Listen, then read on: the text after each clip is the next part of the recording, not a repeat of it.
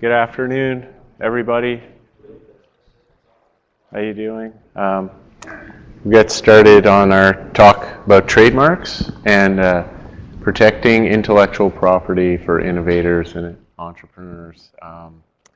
My name's Elliot Gold. I'm a partner at Rideout and Maybe. It's an intellectual property firm, so all we deal with is intellectual property, which is patents, trademarks, copyright. I can just discuss what the different ways to protect things are.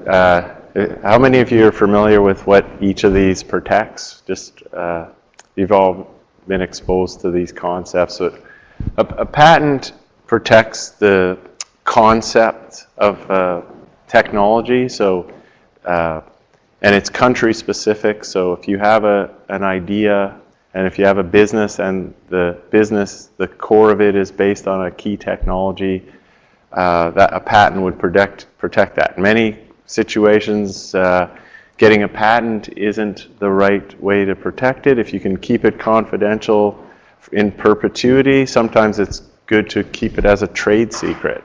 An example of that would be the Coca-Cola formula, where if you filed to protect it as a patent, the protection's only valid for 20 years, after which the concept's dedicated to the public. So there's some technology that if you can keep it confidential forever, companies choose to protect it as a trade secret. It's always a concern that if even one single employee leaks the idea, doesn't matter how, then all of your rights are gone and your only recourse would be against an individual, and often an individual doesn't have many resources to compensate you for the damage that's occurred. So a patent's typically a good way to protect technology. It's an expensive process. It's very complicated.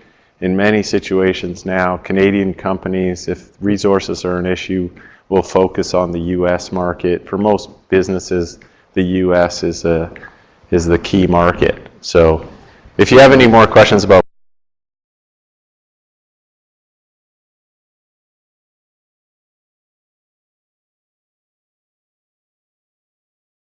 portfolios of some big companies have been sold recently. Google purchased the Motorola portfolio for several $billion. RIM and a few companies were involved in a consortium that bought some other patents from Nortel in the $1 billion range. So it's a big part of these big companies. But what we're going to talk about today is trademarks. And trademarks really, it's every company, every individual that markets a product, that product or company has a brand. You're going to call yourself a name.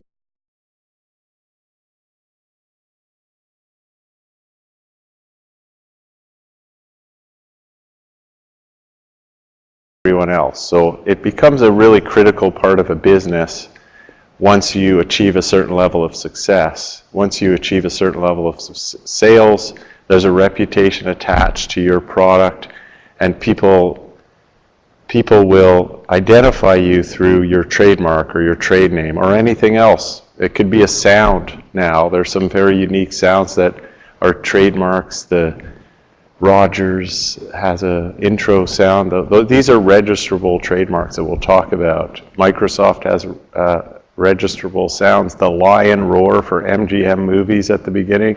So these are all things that if someone else used it, you would think that it's related to the company that it emanates from. So it's very important. So for every company, every product, there's some very important things you can do yourself without having to talk to a lawyer initially, to choose the right mark, make sure no one else is using it, and enforce it. Let other people use it appropriately. If you don't, you can get yourself into a lot of trouble. So I'm just going to try to introduce some of those concepts to you. So what is a trademark? It's an identifier for a product or service. It's anything used to distinguish you from other people. So how many of you have active businesses? Like some of you. So some of you have businesses that are numbered companies, and some have a business name. and some people use a name that's different from that, but your customers identify you somehow, and it's typically at least through your business name.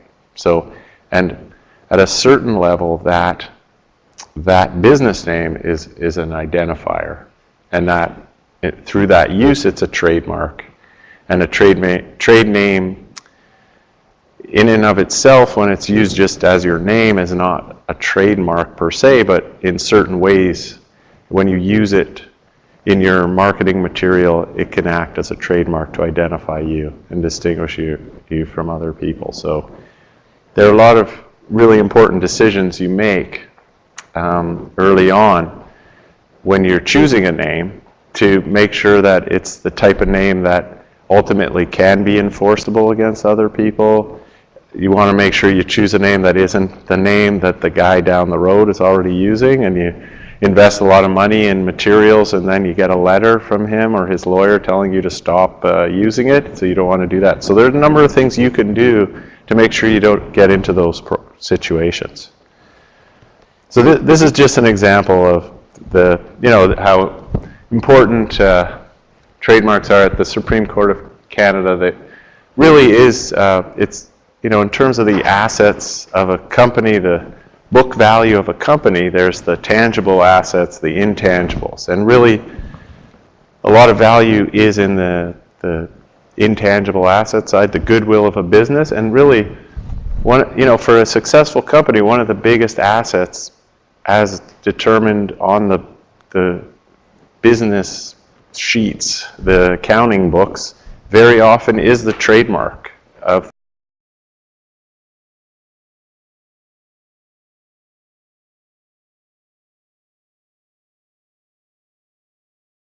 important asset. And that really isn't, at an early stage, a name is just a name. You can call it whatever you want. But when you grow to a certain level and everyone knows about that company and they're attracted to its products, there's a certain trust.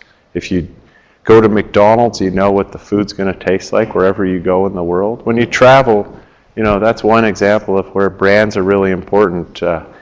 If you're far away and you just want a safe meal, you're going to try to find a brand that you're comfortable with and you know what it is. If you're in a place where you don't recognize anything, everywhere you go is a risk because you don't know what the brand is. So that's, when I was younger and traveled more, I remember thinking that was a good lesson on how valuable brands are. Your decisions on where you're going to stay, where you're in a place you don't know very much about. So, and this is just an example from a couple years ago about what the actual book value of these brands. So these are huge companies, and the values of these really are, it's astronomical what these are. And so obviously these companies have to spend a lot of money to ensure other people don't use the goodwill that's attached to their name to trade off it. So a company like Google, that's $114 billion that's been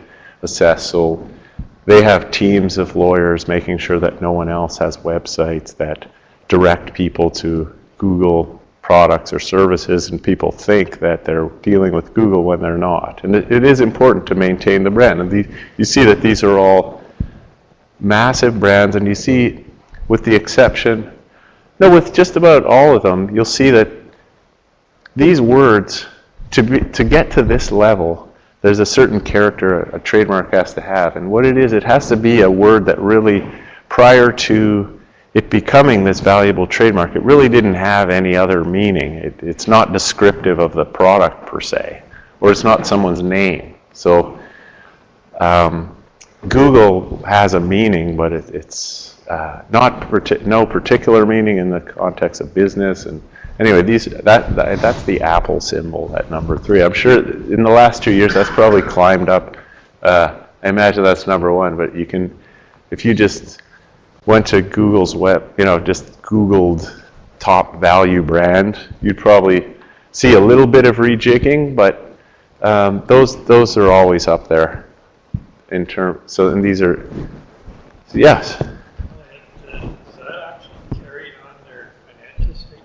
I think so, yeah. I mean, if you look at a company's Are there any accountants in it? But if you look at a company's books, you'll see that the tangible assets are listed, and then there's goodwill.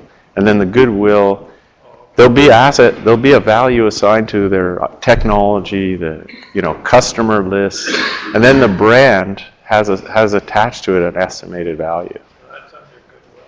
Yeah, it would be. Yeah, and trademarks reputation is essentially the goodwill.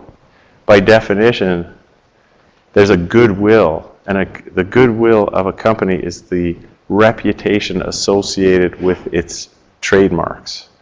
So, and that's a very hard to value, but it's what consumers make purchasing decisions on for every product. There's a certain, from big sophisticated companies that are dealing with banks, you see that for the Canadian brands, a lot of the top brands are banks, and you see there's a bank has to have a certain type of trust to attract customers, and so if you're within the 6 institutions that dominate the banking environment in Canada, each one of those has that trust, and that trust has a value, and the customers go to that TD symbol or that RBC symbol. They go in there and they give them their money. They don't go to a place they're not familiar with. And why is that? There's something attached to that brand that causes them to go in the store, and that's really what goodwill and reputation are about. So there's a lot of value in that, and it permeates through every business. So this is just an example. After hopefully. Pardon me? Oh, that's Apple. Yeah. And I was a couple. This is from 2010. So this, I'm guessing it's climbed a couple steps, maybe. For Canada, if you're interested, the top brands, they're the banks, and if you asked me in 2010, I think the next largest brand was BlackBerry. That's probably dropped down a few notches in terms of Canadian brands. I'm trying to. Does anyone want to guess what the else would be? I'm trying to. Pardon me? Yes, exactly. Yeah, that's right. The food brands. That's right. And maybe Bombardier is another one that has some attachment. But you see, like in the global marketplace, the Canadian companies really haven't achieved this level of success. There's the odd. Nortel was one that really climbed up into a certain level of business for a while. And some of our cigarette companies did quite well for a while, but they're not so popular these days. So, again, when you're starting your business,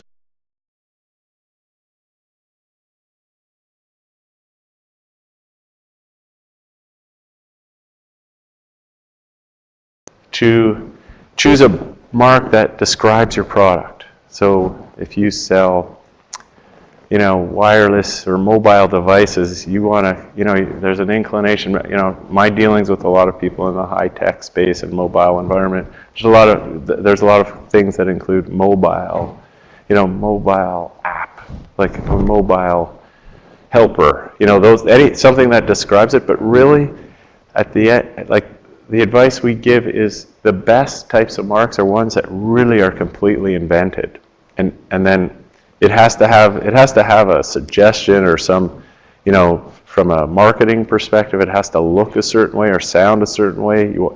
A strength or a weakness or a warmth to it, but you want something that's invented because then all of the meaning in the marketplace attaches to your company, not the product itself. And that you'll see in some later slides that if you choose a descriptive word, like if you choose the word screwdriver to sell screwdrivers, you're going to get into trouble trying to stop other people from using that type of word. So you have to. That's the first take-home message. When you're choosing your names, choose something that doesn't have any meaning. And then, some common errors. The first one, as I just talked about, just failing to choose a potentially distinctive mark. So you just choose something that has that potentially distinctive. If it's too descriptive, ultimately you won't be able to stop others. Like, the example Superb ice cream. You'll never be able to stop someone from saying in their marketing, I sell Superb ice cream, because that's just describing the product. It's unfair to take ownership of words like that. And then the next error that is something you really want to avoid is you choose a brand, you're happy with it, you launch your product, you invest in a website, you invest in 100,000 pamphlets and T-shirts and hats, and then 6 months later you get a letter from someone that says, we're ahead of you. We've been using this for 12 years. I wish you didn't do this, and we're going to have to ask you to stop, and we're going to have to ask you to pay us for all the profits you've made on using this brand. So you just want to avoid that. So you want to ensure and the test is, how do you know which ones to avoid? It's anything confusingly similar. So it's not identical and confusion is based on whether it's being used in the same space, in the same field of use, and whether it sounds the same, looks the same. So the question is, would a consumer think that your company and the owner of that mark are related? And that's what the courts will determine. Would a consumer with imperfect recollection think that the products of your company and the prior user, do those products emanate from the same source? So it's not an exact science, but there are a few factors you should think about before you start a brand. I'd say you have to look at if you're doing your searches, you find something that's similar. I think you have to look at a lot of external factors, like, is this a big company? Do they have a lot of money? Do they have sophistication? Like, my advice would be, if you have a bank, if you do a search and you're in the financial sector and you have a brand that's similar to a bank's brand, I would say maybe it's not the best idea you should be conservative in your risk analysis, because a company that has resources and sophistication is more likely to send you that letter. If you do a search and you see it's a small restaurant, you're in the restaurant business, it's a small restaurant, they've been in business in one location for 50 years in a remote part of Canada, but you did a business search in BC and you only plan on doing business in Ontario, maybe there's a way you can use the mark. So there's a lot of, Just have a quick question. What about if you are in completely different businesses? Like, say, for example, Microsoft identifies itself with a 4-pane window. What about if you are Joe's Window Company? Yeah. And you want to sell windows, but you want to use a 4-pane window as your trademark. Is that something where you're kind of walking on grounds, or is that there's some there's special rules, and it's really about that test about confusion, and would consumers be confused whether it emanates from the same source. And there's a special designation for some marks, and they're famous marks.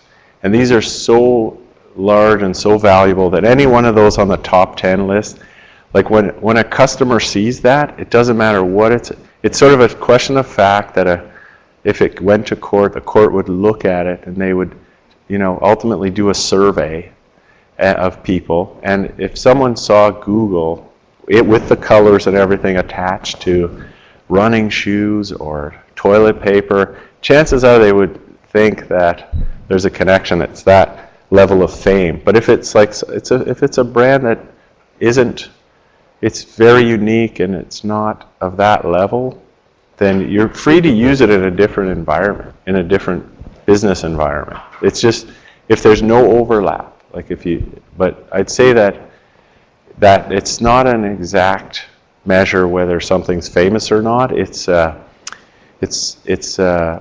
sliding scale. But I would say generally a brand that has general reputation, those big massive brands, you're going to have a problem with. The cases in Canada what were the famous brands?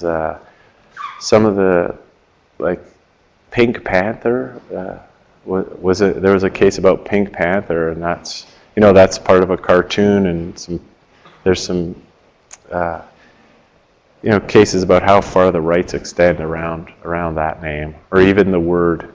Our firm was involved in the use of the word Jaguar we represented the car company, and there was a bag that sells backpacks, Remo Jaguar. Does anyone know about that? And so we're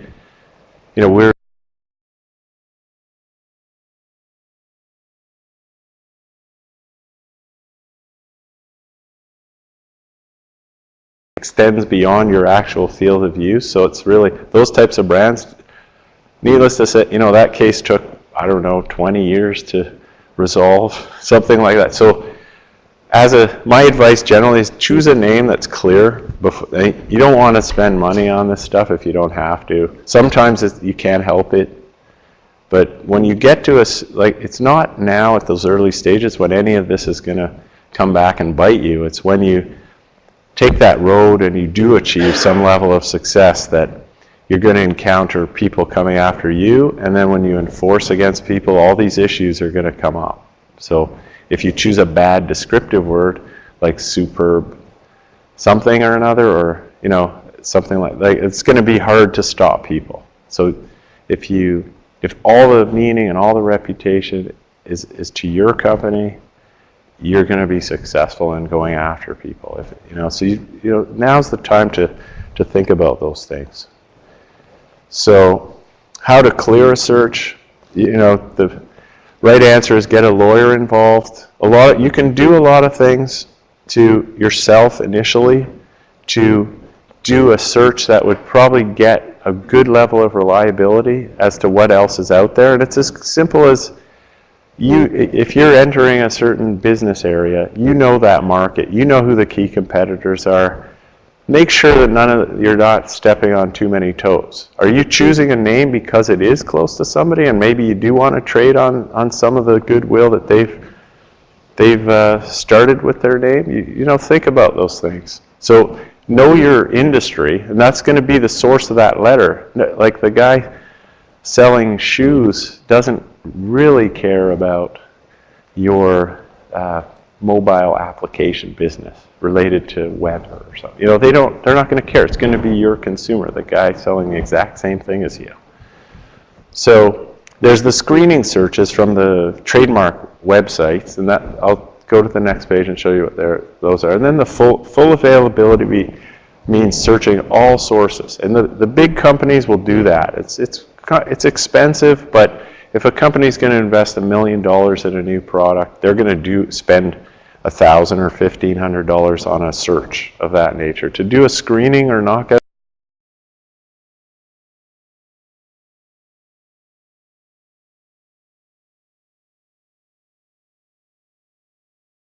if you want, I'd say this is the Canadian Trademarks Office, Canadian Intellectual Property Office, and there'll be a sublink to trademarks, and there'll be a trademark database. If you have any, in the future, if you want to visit these sites, if you're having trouble navigating it, you can give me a call or something. I can just point you in the right direction to do your own searching. So those are good sources for you guys to do those initial searches. Don't get too far down the road without taking a quick check to see that it's available. And you'll find that in Canada there isn't the volume of names, but in the US you'll see that any combination of letters that someone's registered it. It's remarkable. And another aspect of this is if there is a web-based aspect to your business, early on, try to secure the domain name in the .com space. That's still the main sort of avenue of commerce, I think. So you don't want to wait too long, because there are entities that once they see that you achieve a level of success, they'll come in and snatch it and then try to sell it back to you. That happens. So just that's another thing on your checklist. Get the domain name. Clear your name. Make sure it's capable of being distinctive. then secure it, secure the domain name. I mean, there's an infinite number of top-level domains. That's the .com part. There's .ca. That's a good one to get, but you can go. You know, they're very inexpensive. You get all you can, but the .com one, to me, my experience with business is that's still the main source of commerce for businesses. So this is, I guess I just did an example of a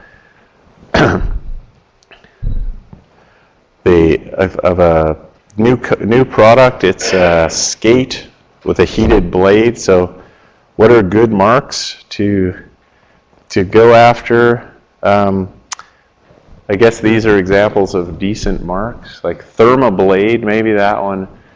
Hot Skate, maybe that one isn't such a great one, because if someone's, you know, if someone can describe, if they come out with a similar product, they can describe it as a hot skate, because that's what it is. But, you know, the less action, while creating a suggestion of the product without actually having any meaning, that's an example of a good mark. So when you're thinking about how to search and how to come up with a strategy for clearing the mark, you think about where you're going to be selling this, obviously. So for most companies in Canada, it's going to be the US and Canada, and you may consider other jurisdictions. There's some international treaties that allow you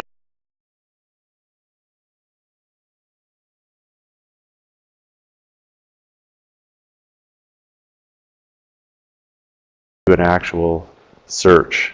If you know, if I've done it to a class, they have their computers, we go online and we see what's out there, see what we find. So I do encourage you, if you know, on your own, just go and visit these websites. They're pretty easy to navigate, and you'll see that you know, that you can really do a lot yourselves to make sure you don't get yourself into too much trouble. But you know, if there's a, you know, I think don't go too far. If you're investing a lot of money, make sure you get the proper guidance to make, you know, to make sure you don't go down a road that costs money that could lead to problems with third parties.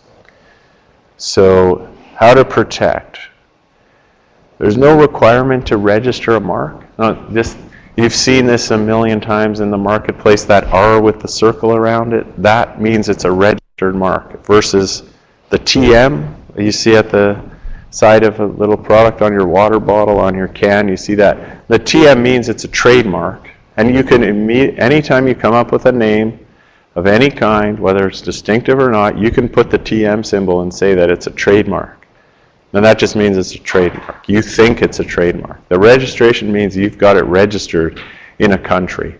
And what the registration does, it gives you, even though you're using it in a specific area, it gives you rights across the whole country. So basically you become the only person entitled to use that mark with in your field across the whole country. Whereas if you don't have the registration, your rights are only limited to where you're actually using it and have established goodwill. So if you were going to sue somebody on an unregistered mark, you'd have to prove that you have a reputation with the mark. And then you'd have to show your damages to that reputation. With the registration, you just have to have the registration, prove that it's a valid registration, and then, so the example would be, if you were just using your mark without registration in Toronto, someone in Vancouver was using the mark, and there was you weren't selling anything in Vancouver, it's quite possible that person would be free to use the mark out there. And so if you have intention to expand across the country, it's important to do that, get that registration. So applying to register, the initial filing cost, it's about under $1,000. The Canadian Trademark Office takes about 6 to 12 months to look at it. Incidentally, for patents, when you file a patent, it costs about $10,000. They can take several years to examine it, up to 7 or 8 years. And so in this, examination, usually you get your registration within a year to 18 months, assuming there isn't a problem. If you've done some searching, you'll probably be able to predict most of the problems that would occur. You get a registration for 15 years. It's renewable every 15 years. 15 years, and then I think it's every 10 years. So there's, in terms of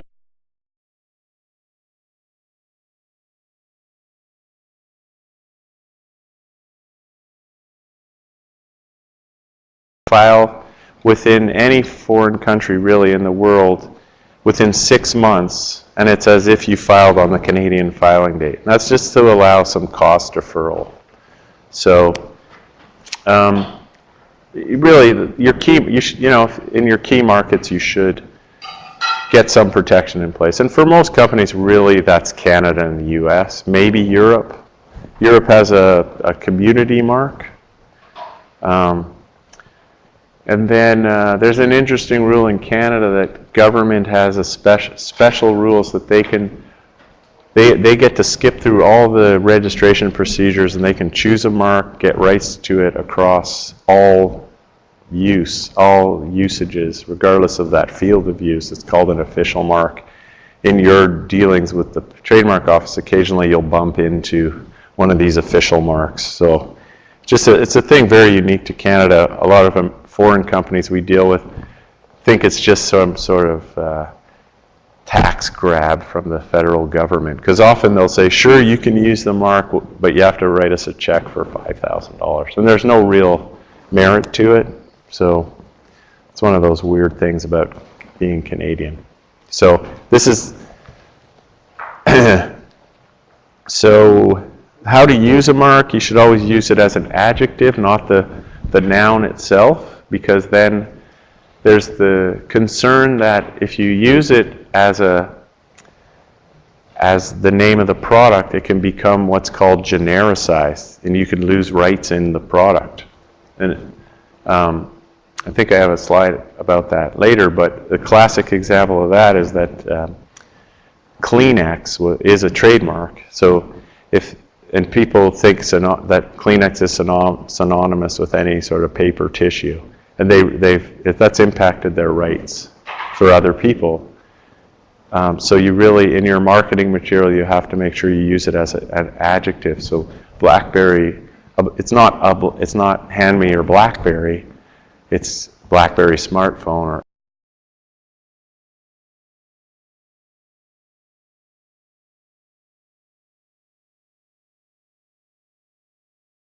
It was anybody who had a moving electronic staircase was an escalator, so that the company that made those lost rights to that brand, and anyone could use it. Thermos is another example. Pardon me? What the difference is? Yeah. So that's so the trade. It means that the TM is you haven't registered it, and the R means it's been registered, and that R means you have exclusive rights across the country, whereas the TM, you have to prove your reputation.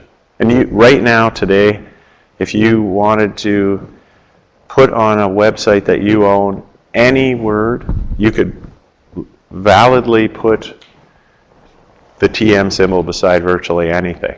It's just that you think it's a trademark. It doesn't mean that it's an actual good trademark or that it's not clear or anything, but it's, you don't, that's TM means it's a trademark. You think it's a trademark. It's often free for anyone else to say it's not. And it doesn't, but so in your materials, if you have a trademark, you can use that. But generally, if you have a company that's starting in one location and you have, intention to expand across the country, you can, it's recommended to register it. But well, it comes down to the date of first use in the country. So you would, if someone if someone uses the mark after you in the place that you have a reputation, you could sue them and get them to stop. But you'd have to prove that you started first, that you have a reputation, and that somehow that's confusingly similar to your mark. With the registration, you don't have to prove your use across the entire country. You just have to show that it's a valid registration and then show that it's confusing. So it's generally recommended. I mean, most companies would do that. And it also, what the registration also does is it puts it out there easily for people to find. Because innocently, sometimes people will use a mark, they search the register, and if you're not there, someone might choose the brand. But if you're there, if they go to a lawyer, the lawyer's going to say, these guys have a registration or these guys have an application, maybe stay away. So it's a good way to put it out there that you're first in line. You know, if you just, a lot of times what happens is it's a small business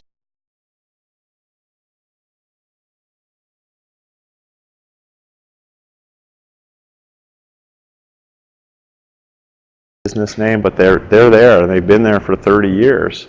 It just makes it difficult if a big company from the States comes into Canada with a brand that's similar. I mean, you know, Target's an example of they had to settle some cases with people who are using the Target brand. And I think there was a registration that they had to basically buy. So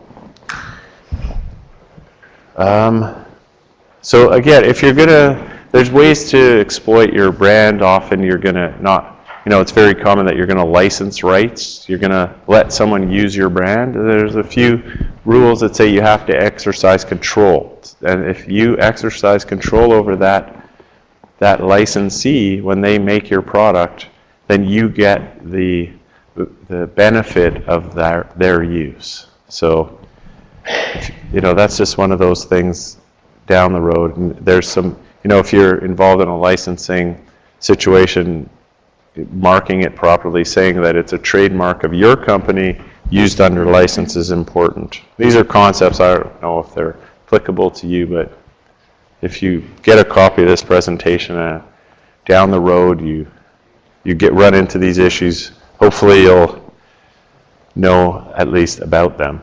And just remember, for a brand to have value and retain value, you have an obligation to enforce rights. You have to maintain its distinctiveness. If you find someone who's using the mark, you have an obligation to shut them down. Because if they start popping up, a number of different companies using your brand, then consumers aren't going to know who owns it.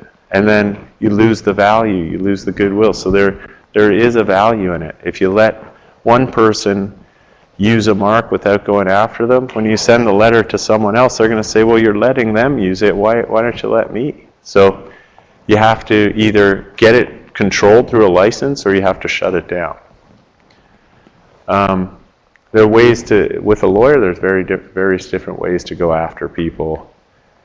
Generally, you ask them to stop using it, and you give them a bit of time to phase it out. And that you know, and if hopefully, if you say if you're willing to forego damages, just stop using the mark. That's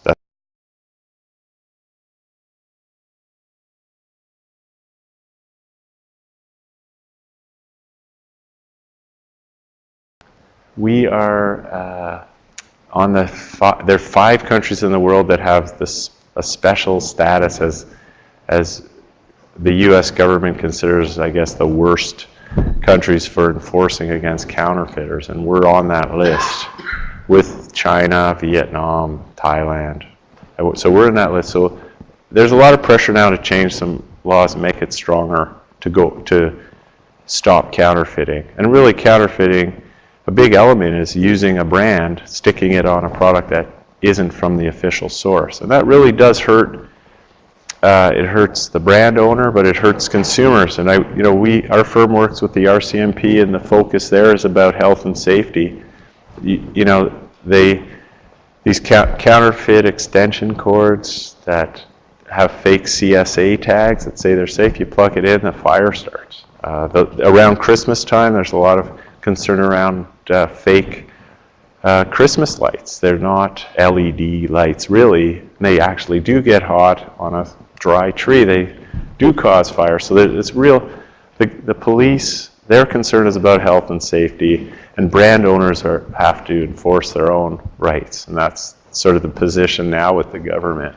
But in the US, if you own a registered trademark, there's a special program with Customs that if you register your trademark at Customs, and you tell them all the official places that products coming into the country with that brand go, if it goes somewhere else and Customs, if it comes into the US and it's not going to an official place, Customs gives you a call and says, we've got this package going to this address, is this legitimate? And they hold it for 48 hours or whatever until you get back to them and either they seize it or you say, yeah, let it go. So that it's a lot better down there. Things are getting better in Canada with counterfeiting. Anyway, so that's just an introductory talk on trademarks. I'd say the take-home message is just choose a distinctive mark when you're choosing that name for your company or products. And then in terms of clearance, visit those websites, Google your search, your mark, make sure it's clear, and think about where that letter is going to come from. You know, who's going to send you a letter to stop? And then search in that field. Make sure you're not stepping on anybody's toes. And if you're going to step on toes, make extra sure it's not someone who's sophisticated and has lots of money.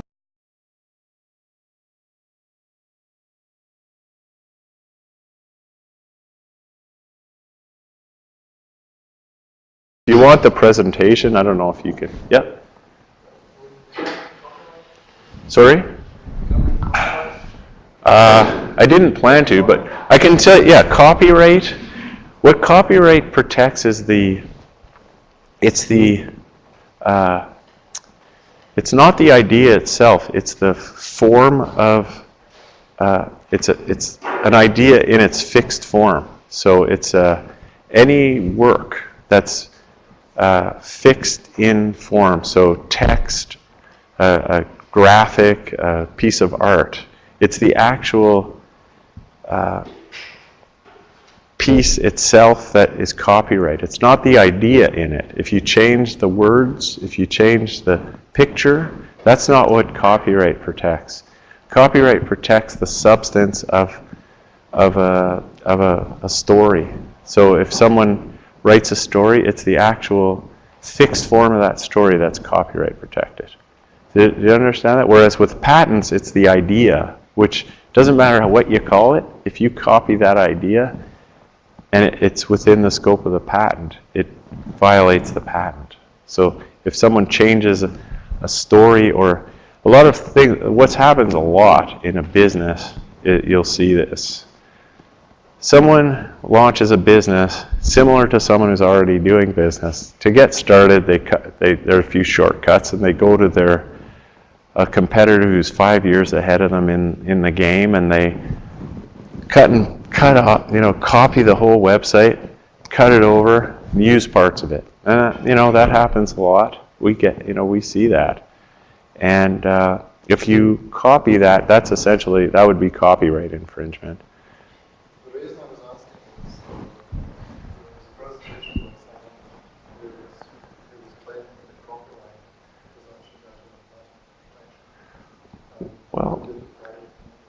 Well, I think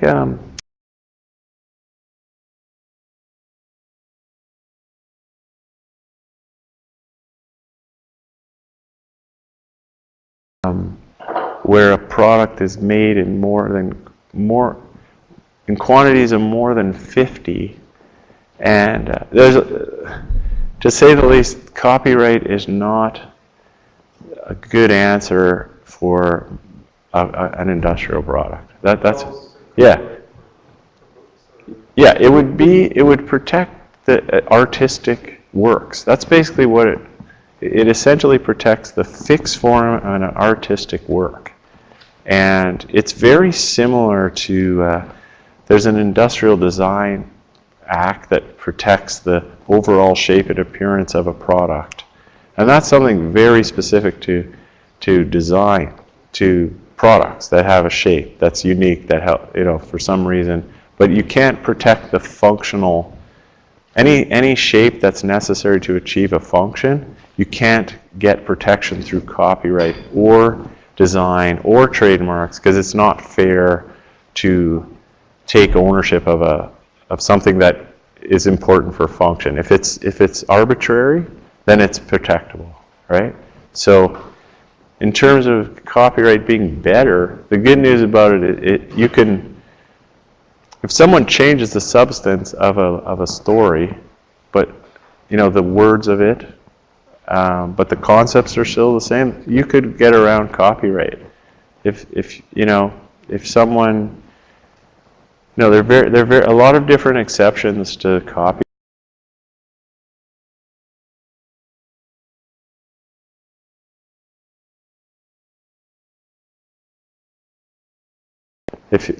I would say that it's not easy to enforce copyright in a product that has a design. So there's exception. If it includes a trademark within the design that's distinguishable, then that's an exception to that exception. So if it's produced in more than 50 quantities, there's an exception to infringement. If there's a trademark, there's an exception to that exception. It's like, to say the least, it's complicated. We've dealt with that with Crocs. There were some designs with Crocs that. We had a case where the contract was given away intellectual property. Yeah. We had copyright, we retained the copyright in the engineering drawings. Right. Yeah. Who's entitled to the shred? Oh well, that's to qualify for the grant. Who does it have? Is there someone who's the creator of For the shred, it's no different. All you need is entitlement to exploit.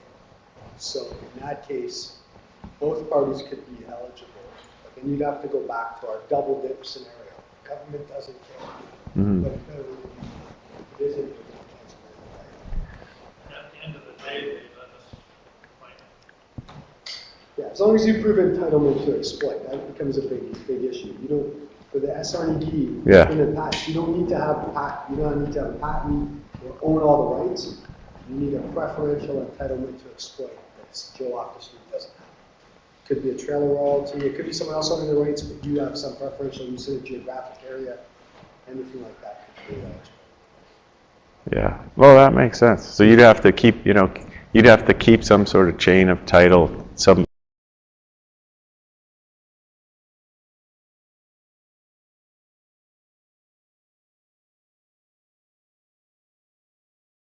Yeah.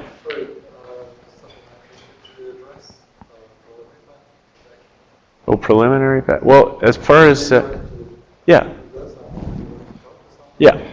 Okay. So there's a common procedure that it's called a provisional application. Is that's probably what you're referring to? What you really before one of the another take home about patents. In a couple minutes, I'll tell you the one thing you should know, that it's very important if you're considering patent protection to keep the concept confidential prior to your patent filing, commencing. Once you file that application, then you're free to show other people. If you haven't filed something, it's really extremely important to show it with an NDA, a non-disclosure agreement, which will say that you're showing it to people, but they agree to keep it confidential.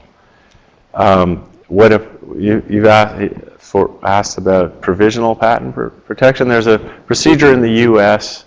and Canada. You can file an informal application here, but in the U.S. there's reduced government fees on a provisional application, and you file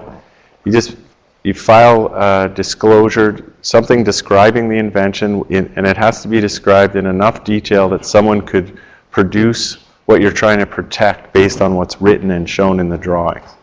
And once you put that in place, you can mark the product patent pending. And then within a year of that filing, you have to file a formal application, and you would have a year to file in foreign countries. And it would be as if you filed on that first provisional date, assuming you describe it. That's an critical test. You have to describe it in enough detail and accurately enough that it describes what you're trying to protect in a way that someone skilled in that area could reproduce it. So really, the key take-home.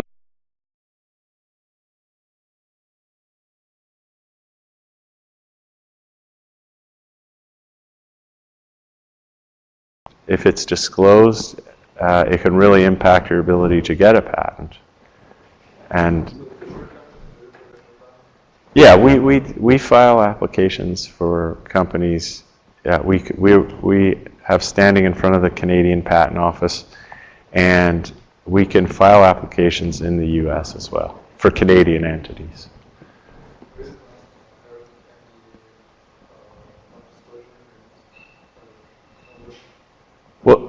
Well, they're as good as the person signing it. So he's asked about getting a patent, essentially getting a patent versus getting someone to sign a non-disclosure agreement. And is it worth it?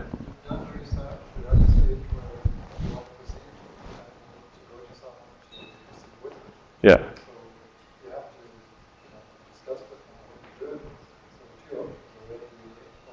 Right. Well, I think if you need that person to develop the technology, and the reality is with an NDA, the person signing it, the agreement's as good as the person signing it.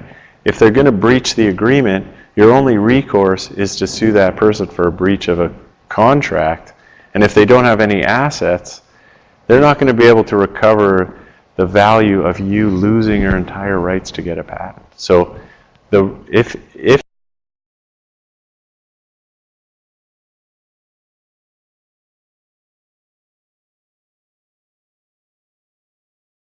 really the provisional application you mentioned, part of the strategy that business use is really about cost deferral. So you want to, there's a lot of costs involved in protecting patents. So this provisional application procedure just allows you to put something in place and then allow a year to go by, and then have some bigger expenses deferred by a year. And hopefully in that year you develop the product, you make an assessment whether it's worth investing further. And a lot of times if it's not, then you just let it die. Instead of spending $10,000 or $15,000, you've only spent $5,000. So, but in the long run, it's added cost to the total process. But it's deferred costs, which is important. There are other procedures that, you can defer costs through an international filing program that up to 30 months. So you can defer entering countries around the world up to 2.5 years, which is 30 months. So.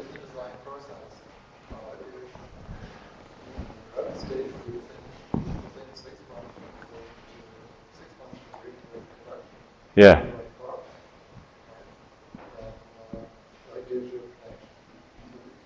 Yeah. Well, filing something. Well, I think, filing something would be, recommended.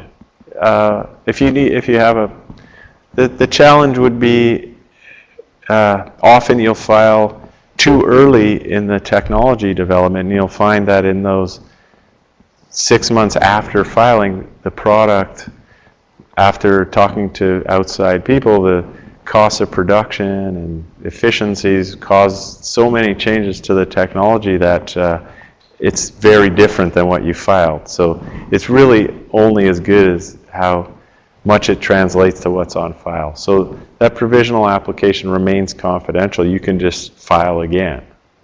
So there are, you really, make sure when you're filing, if you file and it's early on, that's a good idea. But make sure as things move, make sure you evaluate what was filed and make sure you capture all the changes as they occur within that year. So that within that year, you can add all you want, but your rights will go back only to what's disclosed in that original document, and then the parts that you're added they're given a filing date when you file with the new stuff. So it stays confidential. The provisional application stays confidential for the entire year, and only if it's made the subject of a priority claim.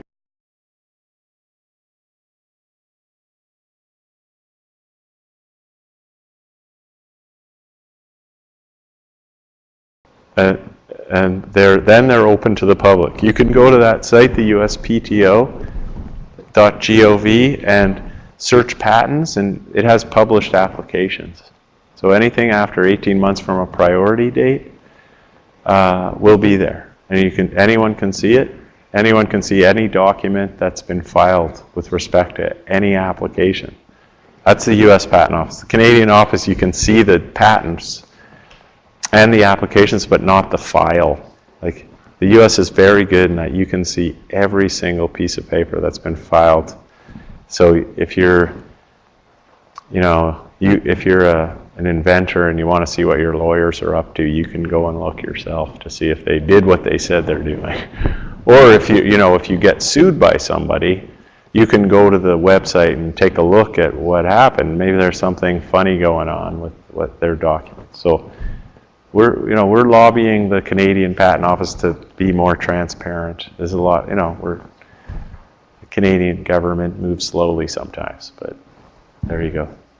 Yeah, if you have, if anyone has any other questions, patents it's a complicated field. It is really important. Branding is I think with branding, every company has a brand. Every product has a name. Every company has a name. Just make sure you just do the right things early on with your brand, and you'll be okay. With patents and technology, some companies rely on patents, some don't. And the ones that do have to think proactively. And that confidentiality issue is critical, because some people call us and say, I've been selling a product for 5 years. I want to get a patent now. It's like, you know what? Sorry, it's too late. So that's a take-home message. Anyway, thank you very much. Thanks, Alex. All right.